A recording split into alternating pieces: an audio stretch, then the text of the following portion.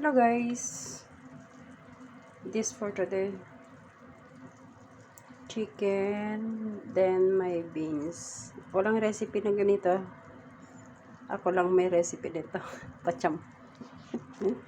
Masarap yata alam mo naman si ako, hindi marunong magluto ng pagkain ng Pilipino. Pinakpet nga, hindi ako marunong. Ito pa kaya karne.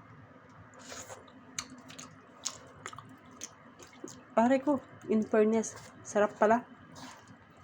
Pwede pala ito yung pwede kaya itong idagdag sa recipe. Masarap naman siya kasi mayroon siyang a little bit spicy, then a little bit salty, with kamatis. Masarap siya guys. Yummy. Try nyo guys, masarap siya. I-blend ko muna yung yung beans, tsaka wag ko nilagay diyan para madali na luto. Sarap.